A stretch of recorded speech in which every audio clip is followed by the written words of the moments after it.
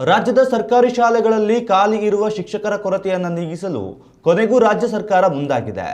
ಹಲವು ವರ್ಷಗಳಿಂದ ನೆನೆಗುದಿಗೆ ಬಿದ್ದಿದ್ದ ಬರೋಬ್ಬರಿ 15,000 ಬೋಧನಾ ಹುದ್ದೆಗಳ ಭರ್ತಿ ಪ್ರಕ್ರಿಯೆಗೆ ಅಧಿಕೃತ ಚಾಲನೆ ನೀಡಲಾಗಿದ್ದು, ಇದಕ್ಕಾಗಿ ವಿಶೇಷ ನಿಯಮಗಳು 2026ರ ಕರಡು ಅಧಿಸೂಚನೆಯನ್ನು ಪ್ರಕಟಿಸಲಾಗಿದೆ.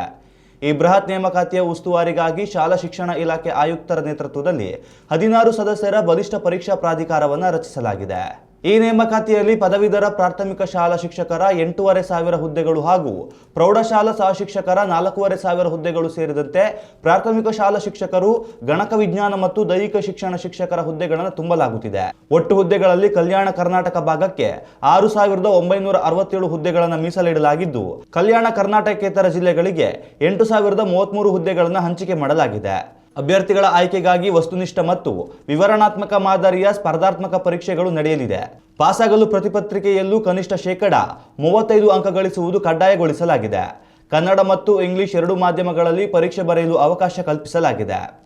ಅಂತಿಮ ಮೆರಿಟ್ ಪಟ್ಟಿಯನ್ನು ಸ್ಪರ್ಧಾತ್ಮಕ ಪರೀಕ್ಷೆ, ಶಿಕ್ಷಕರ ಅರ್ಹತಾ ಪರೀಕ್ಷೆ ಮತ್ತು ಶೈಕ್ಷಣಿಕ ಅರ್ಹತೆಯ ಅಂಕಗಳ ವೇಟೇಜ್ ಆಧರಿಸಿ ಸಿದ್ಧಪಡಿಸಲಾಗುತ್ತಿದೆ.